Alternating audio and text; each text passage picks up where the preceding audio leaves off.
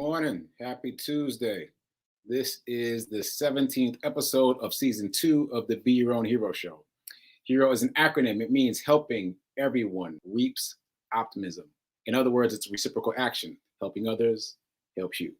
I'm your host. I'm Sekouwrites. I am a professional creative, motivational speaker, and the creator of the Hero Ministry, which is my effort to uplift and inspire the unhoused through brand new clothing and other things as it expands. So just a quick disclaimer, I am not a certified personal trainer, nor am I a licensed financial advisor. So take what I say with a grain of salt, do your own homework. And shout out to New Thought Media Network for giving me this space and this opportunity to be here and talk about my journey of becoming my own hero. There's the website, ntmedia.org. You can make a donation there. You can also check out some of the other programming. That said, I said yesterday that I would circle back to the new show. So the new show is, where did I put it? It's called Sunday Masterclass. It comes on Sundays at 8 p.m. Eastern. It's broadcast from Washington, D.C. The host is Reverend Dr. Charlotte Manning. She's also an author. And she is going to be exploring today's tough issues through a spiritually inspired lens. In the first episode this past Sunday, I just happened to catch it, and she was talking about being called the N-word overseas and what that ultimately led her to spiritually. It was a really interesting story, and it didn't end the way I expected. So check that out. You can just find it on New Thought Media Network on YouTube or Facebook, and just watch the show. Once again, Sunday Masterclass. It came on this past Sunday at 8 p.m. Eastern, and it will continue to come on in future Sundays, 8 p.m. Eastern. All right.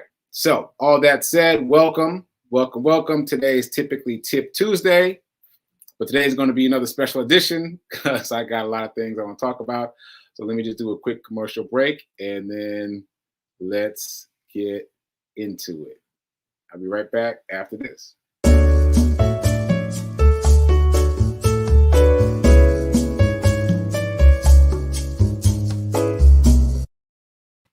Okay, so Tip Tuesday, and shout out to the people watching live. I see you, Gladys. Appreciate you. And yesterday was the 18th, and it was my anniversary on 2 levels. So it was my sober anniversary. Yesterday was 2 years. How do I phrase that? Yesterday is my anniversary of not drinking for 2 years. Yes. So October 18th, 2019, I stopped drinking. So yesterday was my sober anniversary. And secondarily, it was kind of my anniversary of beginning the quest to become my own hero. So around the same time period as the 18th of October 2019 is when I began to reach for the outer edges of my potential. And that journey has brought us here, like literally here. The fact that I have a show talking about my efforts to be my own hero is part of that journey. So I wanted to talk about this a little bit because a friend of mine, a neighbor, took me out for a mocktail last night. For those of you that don't know, a mocktail is a cocktail without any liquor in it. Like a virgin pina colada is an easy one, but at a high level, like especially in New York at some of these artisanal bars, at a high level, a mocktail will be some, smoky infused something or other with little ginger, little this, little that, some concoction that is reminiscent of a drink but doesn't have any alcohol in it. So she took me to a place where they're known, at least pre-pandemic, they were known for mocktails. After the pandemic or now, they don't have as many of the items as they had before for mocktails. But the bartenders who've been there a long time, they're familiar with mocktails, so they'll just make something up. So the bartender created 2 drinks on the spot. And one of them had spicy honey, which I'd never even heard of spicy honey until last night. One of them had spicy honey in it and like ginger candy in the drink, which was really cool. Mine was like a ginger puree drink with I want to say burnt rosemary. Like she held a fig. I don't know. She held a piece of rosemary and then burnt it with like a Bunsen burner kind of thing to give it a smoky flavor. And I used a ginger puree and a little bit of soda water. Anyway, it was amazing. And because of the ginger, it was sharp enough that you couldn't drink it fast, and which is what people do when they drink. When they have a beverage with liquor, they drink it slow because of the liquor, or you're supposed to. Anyway, it was very cool. And she and I talked about a number of different things related to that, related to it being my sober anniversary. And that brought up some things that I wanted to talk about, because I have a few friends who don't drink and who have never drunk. And their perception of me not drinking is that I must have been an alcoholic. I don't mean to laugh, but it's funny to me, because if you don't drink, then your perception of drinking is warped. Like, because you don't have any experience with it. Just like as in anything that you don't, any world that you have not experienced, your external perception of that world is skewed. It's only when you get involved in that world, whatever that world is, that you become aware of the various layers and levels, right? So I just want to talk about this for a minute. I doubt any of them will see this show, but I just wanted to speak to that a bit. So within the world of drinking, there are, multiple levels, endless levels, right? And for me, you know what? Let me tell this story. Let me tell a story that demonstrates it well. I was speaking to a senior citizen recently, and he said that his one regret for his life is that he didn't stop drinking. And I asked him about it, because this was unsolicited. He didn't know that I'm a non-drinker. He just happened to mention this, so I asked him about it. And he said that it was about time. It was about time. He felt like he wasted a lot of time drinking, or nursing a hangover, or not quite being himself because the liquor threw him off. Now, he never had a drinking problem. He was never an alcoholic. He was just, in these later years, was recognizing that he lost a lot of time cumulatively over his life to alcohol. And I thought that was a really great observation. And so, in my epiphany, if you will, is similar. You don't have to be addicted to something to stop doing it. You don't have to be addicted to something to realize it no longer serves you. So in my case, I stopped drinking for a number of reasons. As is with all these things, there's always more than one reason, but primarily because I gave up escapism. In October 2019, I gave up escapism. So I didn't just stop drinking, I also stopped eating comfort food. I also stopped watching Netflix and let my subscription expire. I also stopped reading fiction. I also stopped binge watching TV. I also stopped watching movies back to back. Like, it wasn't about drinking as much as it was about shedding escapism, because all the things that I just listed are forms of escapism. We indulge in these things when we're not feeling good about something external, right? Something happens externally that's bad, that doesn't make us feel good. And then we do something that ultimately does not serve us, but we're doing it because it makes us feel better in the short term. Like binge watching, like you lose yourself into this fictional world that helps you forget about whatever that problem was, whatever that issue was for X amount of time. Of course, when you come out of binge watching, the issue is still there, right? You've just taken a break from it. Like, same thing with comfort food, let's say.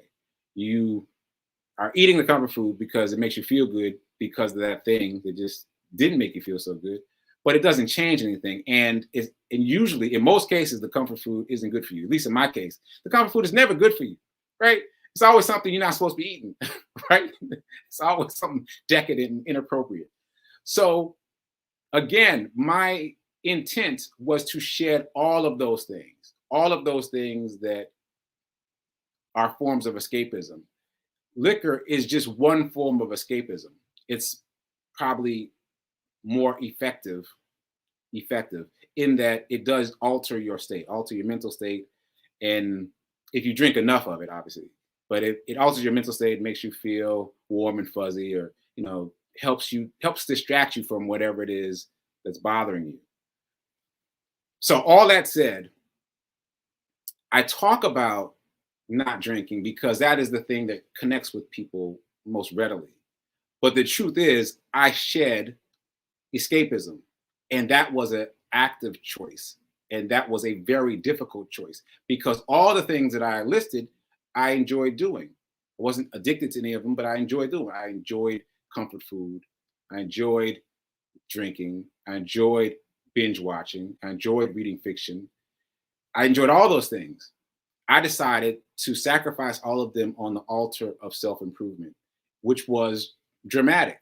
You know, again, don't just follow me, right? Find your own path. But I decided to sacrifice all of them at once to radically improve my chances of growth, of development, of moving in a different direction. So, for example, I've spoken about this before, but what I replaced binge watching with is lectures. It's what my mom calls lectures. So essentially, I'm constantly watching shows about knowledge. I'm watching shows where the host is interviewing someone about neuroscience or how to improve your life or how to develop better habits, high performance habits, they call them. So I effectively swapped one for the other. And it was hard. It was hard. One of my favorite examples, I didn't even mention this one, is I used to have a bunch of little video games on my phone, like a lot of people, like Candy Crush and what's that other one, Toon Blast, just little things to pass the time when I'm waiting for a train. And it was very difficult shedding those things. But again, that was one of the other things that I let go of in terms of shedding escapism. So it was hard though. I don't want to give the impression that any of this was easy. It was hard all the way across the board. But I ended up downloading chess on my phone.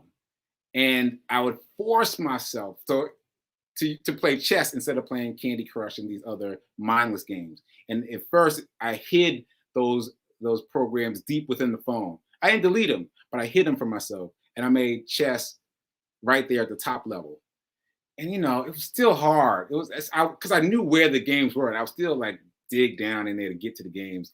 And it was a long process of months and months and months of me forcing myself to play chess rather than these mindless games and force myself. And then I finally got to the point where I could delete those games. So it's not easy, but I see from the way that the world has reacted to me, honestly, that it has made a difference, that my intentional turning towards education, that my intentional turning towards growth, that my intentional turning towards self-development has yielded dividends. Oh, full circle to financial terminology, has yielded dividends, right? And those dividends are compounding as I continue to make those choices to not drink, to not binge watch, to not engage in comfort food, to not rely on external means to fix internal issues. That's what it's all about. What it's all about is understanding that whatever is going on with you, whatever your reaction is to something that happened externally, you have to fix it internally. Don't use something else external to try to band-aid an external impetus. Like, the growth and development comes from you deciding that you can alter yourself. You can flip the switches and turn the knobs to shift by taking a sacred pause, by going for a jog, by meditating, by centering yourself, having a cup of tea, whatever it is you need to do. You need to be able to make those shifts internally to mitigate what has happened to you externally. That has been my experience, and that has been my process. And as I look up, it's 10:15 right now, time for prayer time, so I got to close it out. I had a lot more I was going to say, so maybe I'll talk about this a little bit more tomorrow. I know you guys want to get back to the money stuff, so I'll get back soon. So keep doing, be a hero, be your own hero. Remember that now is better than perfect, and I am out as soon as I can find the video, and I'm out later.